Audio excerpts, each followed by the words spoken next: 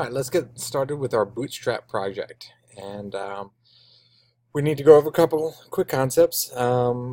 We should have already talked about this in class, but in case you've missed it, we're working with HTML code, and so you need to be a little bit familiar with the DOM, or the Document Object Model. It's just basically how we fit all of the elements, and this is an element, how we fit all of the elements together.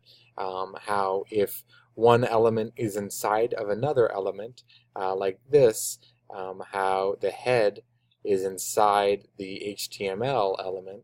So this head element, the start and stop of it is right here. That is a child of the HTML element.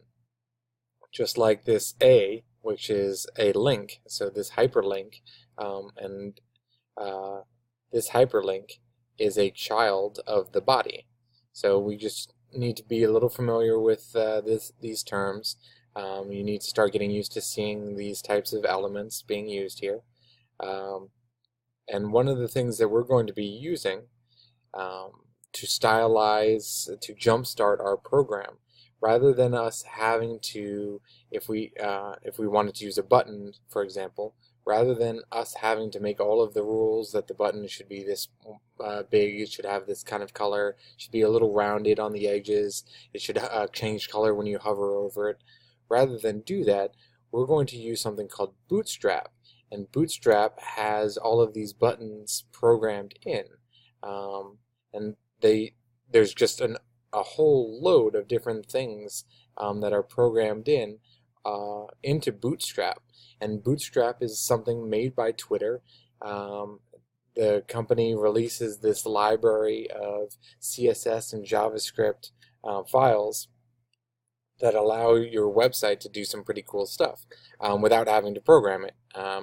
You can just use this class in your divider box, and all of a sudden it looks like this.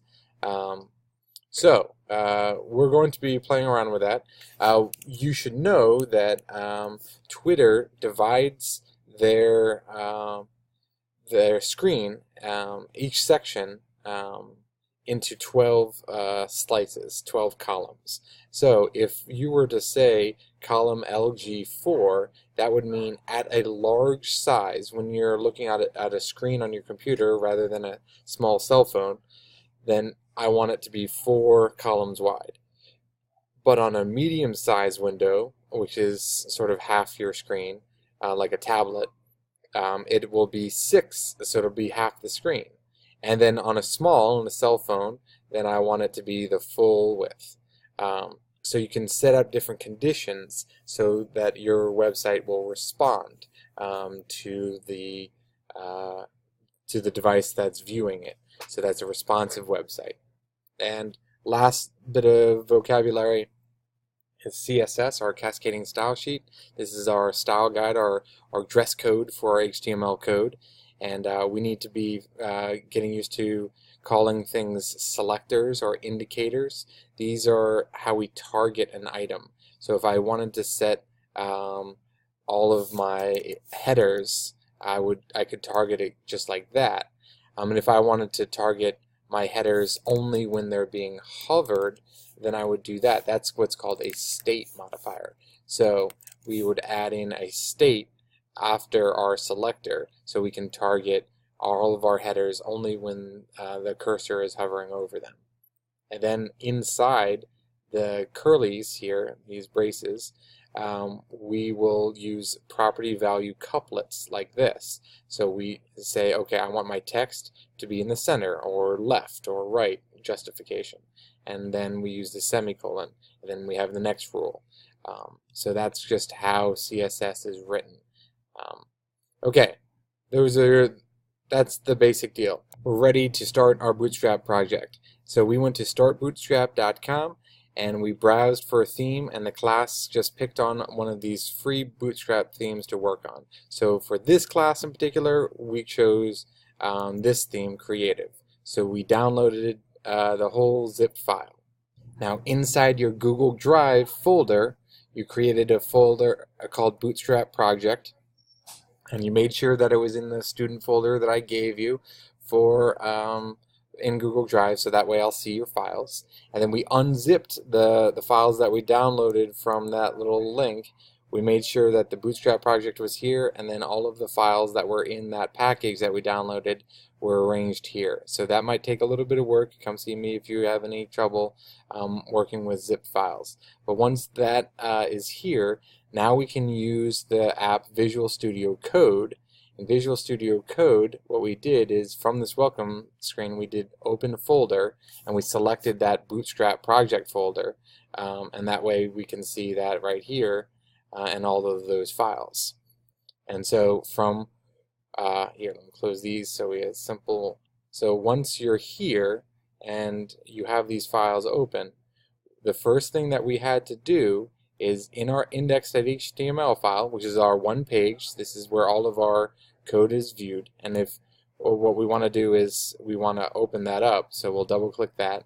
So here's the page that I'm working on, and I'm just going to use Alt-Tab to switch back and forth, so that way I can just flip back and forth like that, so I can work on some code here, flip back and forth, and see what it looks like.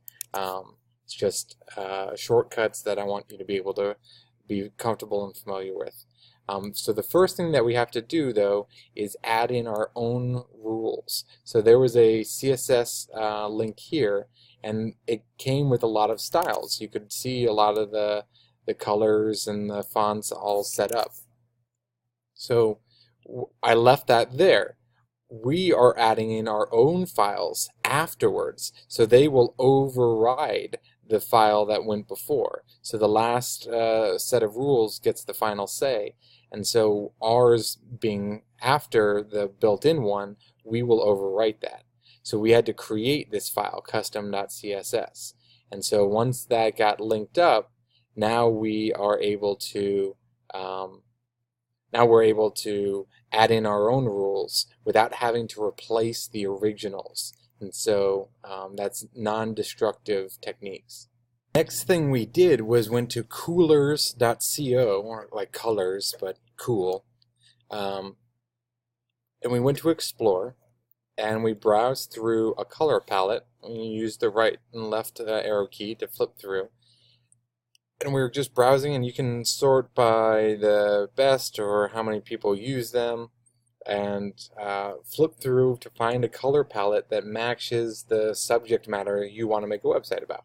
So I made something silly about caffeinated drinks, so I wanted lots of bright colors, but you can pick anything, and this is just a starting point too. We can totally add more colors off of this and play off of them and tweak them if we'd like.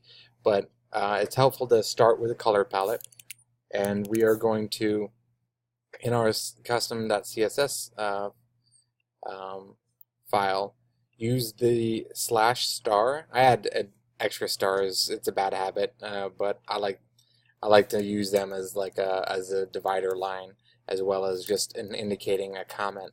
So we're adding in a comment into our CSS file and pasting a link to the color palette that I picked out. And so if you select one of these, if I view it, then the link up here, these codes correspond to the color codes that are down here. So if you copy this link, and then I just made an extra copy of these, and I labeled what each color is. So now these are going to be the colors that I will be using frequently.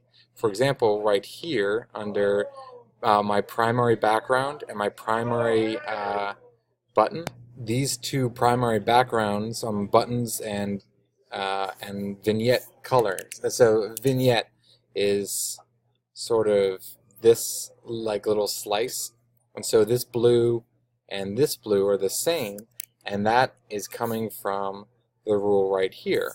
In fact, if I go and inspect that, I can see this rule overriding it. If I did not have that rule, then these would be this color. You can see this one is no longer being overridden. If I check this back in, there it goes again.